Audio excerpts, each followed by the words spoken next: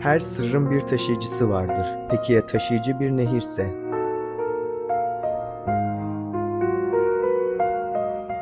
Bazen bir dizi izlersin ve o dizi sadece bir hikaye anlatmaz, kalbine dokunur. İşte Nehrin taşıdığı sır tam olarak böyle bir dizi.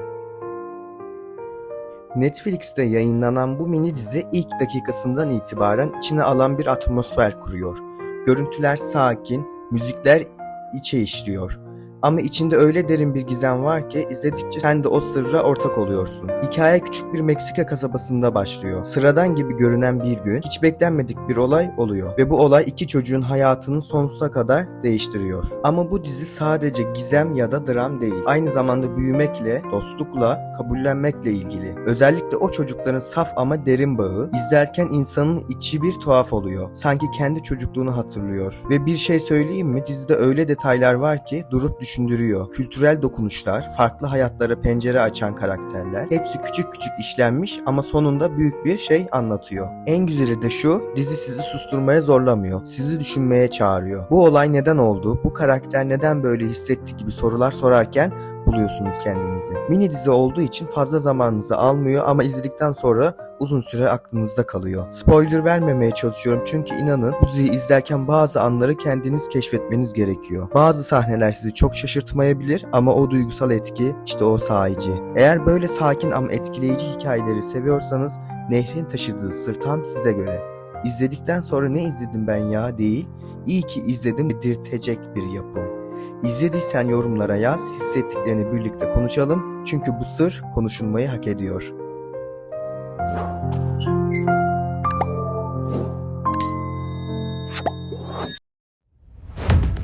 Adaletin sesi her zaman siren kadar yüksek değildir ama en sessiz anda bile duyulur.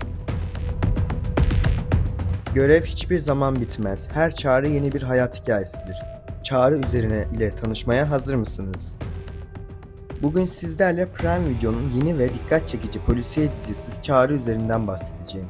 Polisiye, gerilim ve dramatik hikayeleri seviyorsanız bu dizi kesinlikle izleme listenize girmeli. Çağrı üzerine sadece suç çözme hikayesi değil, dizide polislerin hem meslek hayatındaki zorluklarına hem de özel hayatlarında yaşadıkları içsel çatışmalara tanıklık ediyoruz. Karakterlerimizin hayatına öyle derin bir şekilde giriyorsunuz ki her biri sizin için birer insan, birer hikaye oluyor. Dizide her bölümde yeni bir vaka karşımıza çıkıyor. Ama asıl önemli olan bu vakaların karakterler üzerindeki etkisi. Onların duyguları, korkuları, umutları ve bazen de pes etme işleri. Bütün bunlar size öyle güzel yansıtılıyor ki diziyi izlerken acaba sırada ne var diye meraktan patlayacaksınız. Ama merak etmeyin, size hiçbir spoiler vermiyorum çünkü bu dizinin tadı olayların yavaş yavaş açılması ve sizi sürekli tetikte tutmasında. Hikaye ilerledikçe hem heyecanınız artacak hem de karakterle bağ kuracaksınız. Çağrı üzerine sadece aksiyonlu bir polisiye değil, insan psikolojisi, adalet, vicdan ve dostluk gibi çok katmanlı temaları cesurca ele alan bir yapı. İzlerken kendinizden ya da çevrenizdekilerden izler bulmanız çok olası. Eğer polisiye seviyorsanız, karakterlerin derinliği, gerçekçi ve sürükleyici bir hikaye arıyorsanız Çağrı üzerine kesinlikle kaçırılmaması gereken bir dizi. Prime Video'da sizleri bekliyor. Diziyi izledikten sonra yorumlarda ne düşündüğünüzü yazmayı unutmayın. Şimdiden iyi seyirler.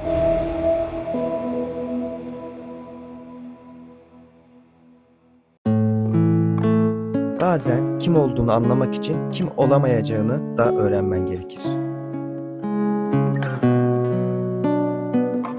Hiç normal olmadığını düşündüğün oldu mu? İşte Legacy tam da o duygunun dizisi. Legacy sadece doğaüstü güçlere sahip gençlerin hikayesini anlatmıyor.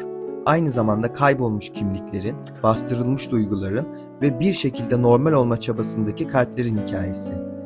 Kimi zaman karanlık bir gölgede, kimi zaman okul koridorlarında geçen bu hikayede aşk, dostluk, aile ve seçimler iç içe geçiyor. Düşünsene, bir okul var ama burası sıradan bir lise değil. Vampirler, kurt adamlar, cadılar hepsi aynı çatı altında aynı sırada oturuyor. Ama en büyük sınavları doğaüstü güçleri değil, kendilerini kontrol etmek, kendilerini bulmak. Dizinin en etkileyicisi yanı şu: her karakterin içinde bir fırtına kopuyor. Kimi geçmişten kaçıyor, kimi kim olduğunu çözmeye çalışıyor ve o kadar bizden ki evet belki doğaüstü değilleriz ama hangimiz tam olarak kim olduğumuzu biliyoruz ki. Legacy sadece aksiyon ve gizem dolu olaylarla değil, kalbinize dokunan anlarla da sizi sarıyor. Bazı sahnelerde kahkaha atacaksınız, bazı sahnelerde boğazınız düğümlenecek ama her bölümde şu soruyla baş başa kalacaksınız: eğer özel olsaydım gerçekten mutlu olur muydum? Ve en güzel yanı da dizi sizi sürekli merakta bırakıyor. Ne olacağını tahmin etmek zor. Her bölüm yeni bir sürpriz, yeni bir gizem. İzlerken bir yandan sonra ne olacak diye kendimizi tutamıyoruz. Diğer yandan karakterlere bağlanıyorsunuz. Legacy seni sıfırdan alıp içine çeken, bağımlılık yaratan türden bir dizi. Sihir, dostluk, tehlike ve kalp hepsi bir arada. Sadece doğaüstü değil, duygusal olarak da güçlü bir hikaye izlemek istiyorsan Legacy tam sana göre. Hadi birkaç bölüm aç, belki kendini bu hikayenin bir parçası olarak bulacaksın. Ve kim bilir belki de sen de içindeki gücü yeni keşfedeceksin.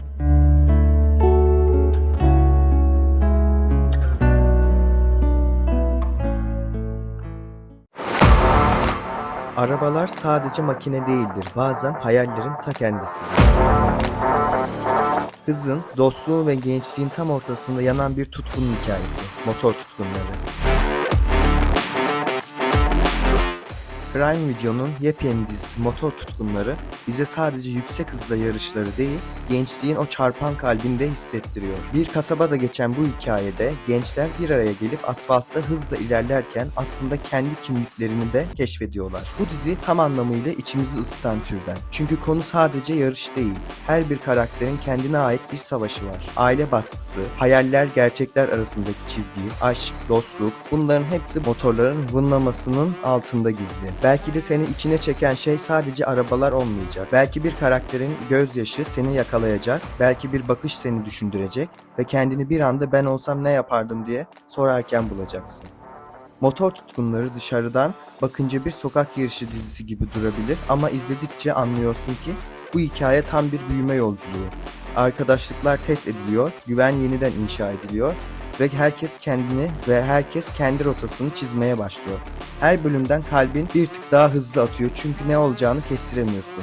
Ama işin en güzel yanı da bu dizi sana sadece heyecan değil, aynı zamanda umut da veriyor. Eğer sen de kalbiyle hareket eden gençlerin hikayesini izlemek, bazen gaza basıp bazen fren yapmak ama en önemlisi yolda olmak istiyorsan motor tutkunları seni bekliyor. Sadece arabalar değil, insanlar da hızla değişiyor ve bu değişimi izlemek gerçekten muhteşem bir his. Evet arkadaşlar, bugünlük videomuz bu kadardı. Eğer serinin devamını gelmesini istiyorsanız lütfen abone olup like bırakmayı unutmayın. Yorumlarda da fikrinizi belirtirseniz çok sevinirim. Eğer istediğiniz bir dizi varsa onu da videomda konuk alabilirim.